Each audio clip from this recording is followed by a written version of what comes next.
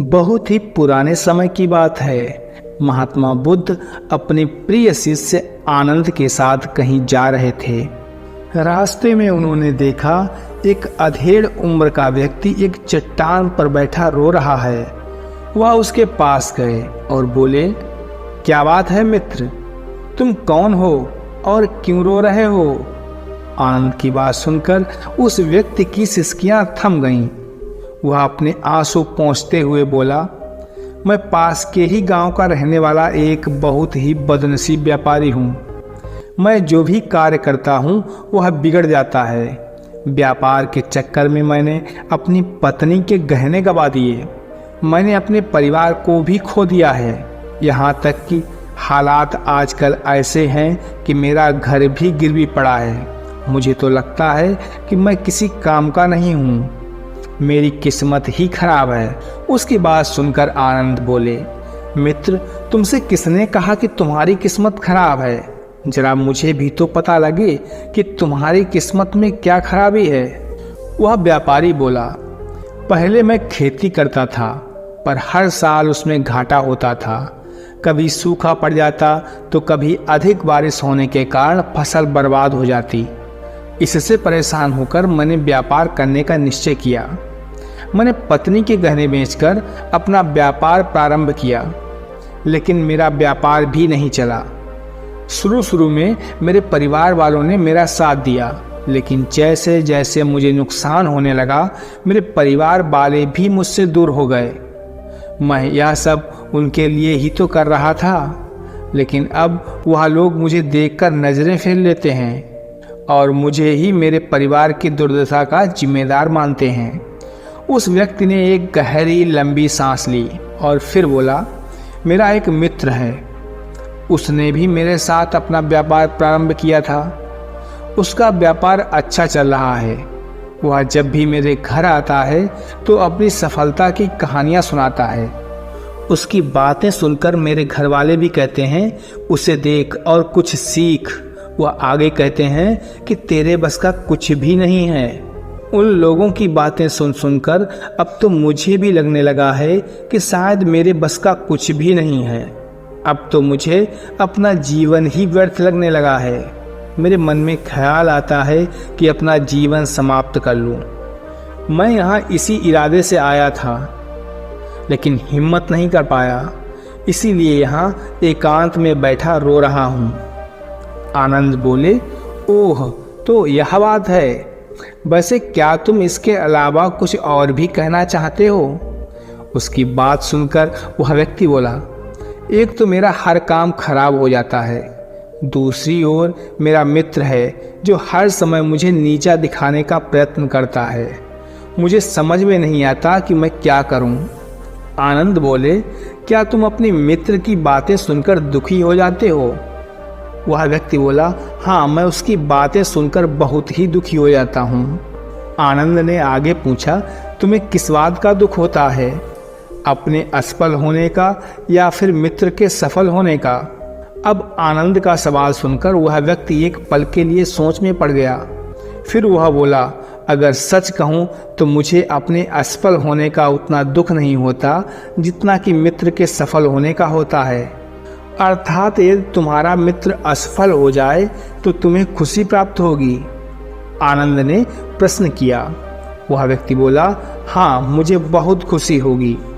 इसका मतलब यह है कि तुम्हारी खुशी तुम्हारे मित्र पर निर्भर है। आनंद बोले, अगर वह चाहे तो तुम्हें खुश कर सकता है और अगर वह चाहे तो तुम्हें दुखी कर सकता है।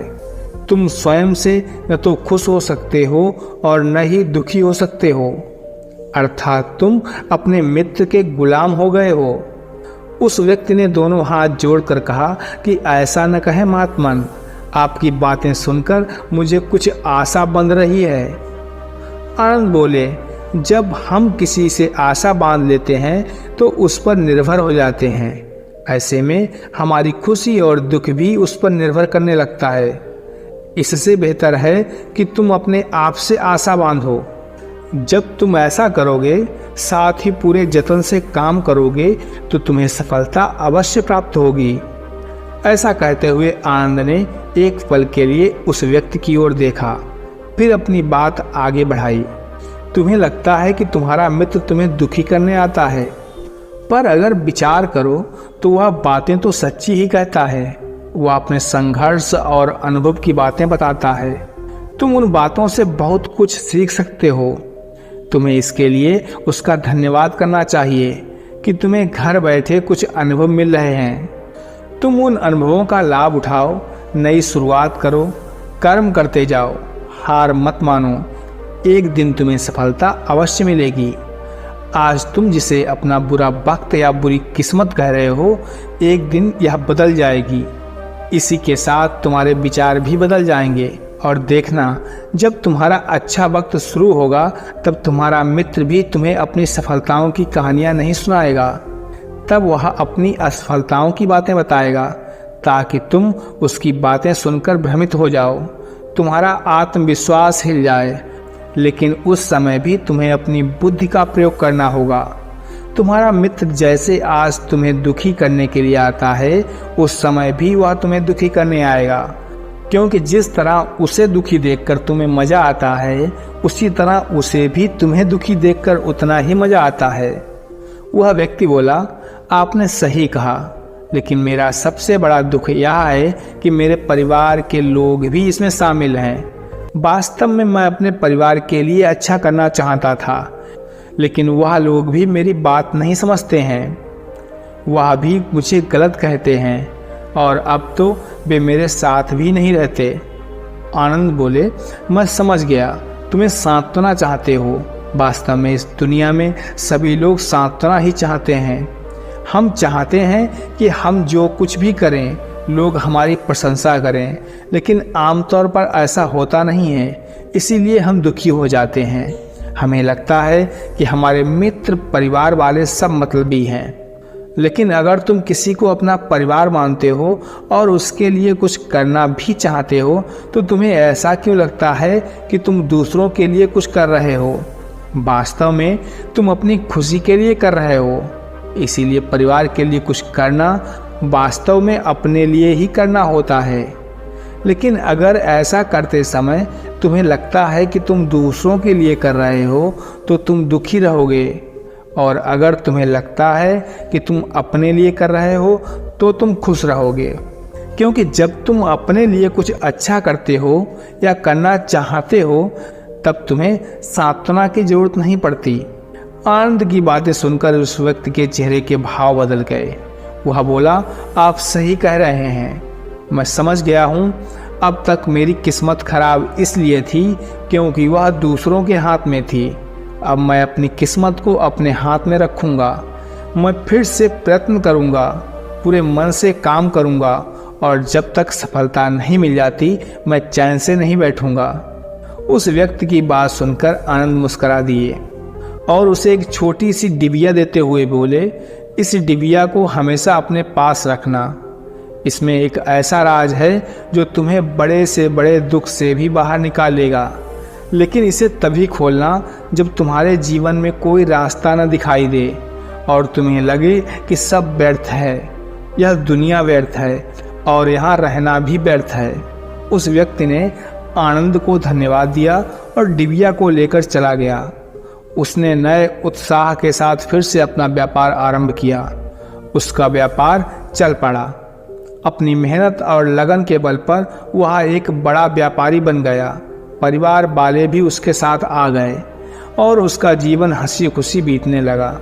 अब वह भूतकाल का रोना छोड़ चुका था। वह भविष्य काल की भी चिंता नहीं करता था, बस अपने वर्तमान को संभालने में लगा रहता था। और जो कुछ भी वह करता था वह अपने लिए करता था, अपनों के लिए करता था। इसीलिए अब वह प्रसन्न था। उसके जीवन में कोई दुख नहीं था। लेकिन वक्त हमेशा एक जैसा नहीं रहता, वह बदलता रहता है। उसके जीवन में भी बदलाव आया। एक दिन उसके राज्य पर पड़ोसी राजा ने चढ़ाई कर दी। उसने इस राज्य पर अपना कब्जा कर लिया। उसके सैनिकों ने चारों ओर लूटमार मचा दी। उन्होंने व्यापारी का सारा धन लूट लिया। उसके घर में आग लगा दी। जान बचाने के लिए उसे अपने परिवार के साथ वहां से भागना पड़ा। वह व्यक्ति अपने परिवार के साथ कई दिनों तक इधर उधर भटकता रहा। वह दाने दाने का मोहताज हो गया। उसका बच्चा बीमार हो गया। इलाज के अभाव में वह तड़पने लगा। यह देखकर उसका हृदय चित्कार उठा। वह कैसे अपने बच्चे का इलाज कराए? उसके पास तो खाने के लिए भी पैसे नहीं हैं। ऐसे में उसे एक बार फिर निराशा ने घेर लिया। उसे लगने लगा कि उसका जीवन व्यर्थ है, सारी दुनिया व्यर्थ है, किसी भी बात का कोई मतलब नहीं है। भले ही आप जीवन में कितना भी कुछ कर लो, कितनी भी सफलता हासिल कर लो, पर अंततः यह जीवन समाप्त हो जाता है। तो फिर ऐसे में जीवित रहने का क्या फायदा? इससे तो अच्छा है कि वह अपना जीवन समाप्त कर ले। लेकिन तभी उसके दिमाग में आनंद की दी हुई डिबिया कौंध उठी। उसने बड़ी ही जिज्ञासा के साथ उसे खोला। डिबिया के भीतर एक पर्ची रखी हुई थी। पर्ची पर कुछ लिखा हुआ था। उसे पढ़कर उसकी आंखों के आगे छाया निराशा का अंधेरा छट गया और वह मुस्कुरा पड़ा। पर्ची पर लिखा हुआ था, यह समय भी बीत जाएगा। उसने डिबिया को अपनी मुट्ठी में दबा लिया और एक नई शुरुआत के लिए उठ खड़ा हुआ। दोस्तों, अगर आप भी ऐसी ही परिस्थितियों से गुजर रहे हैं तो निराश मत हों। अपने अतीत पर शोक मत मनाएं, न ही भविष्य की चिंता करें। अपने वर्तमान को जिएं और उसे बेहतर बनाने के लिए सच्चे मन से प्रयत्न करें। यकीन मानिए, जल्द ही आपकी किस्मत ही बदलने वाली है। तो दोस्तों, आपको हमारी कहानी कैसी लगी हमें कमेंट करके अवश्य बताएं। कल मिलते हैं एक नई कहानी के साथ। तब तक के लिए नमस्कार।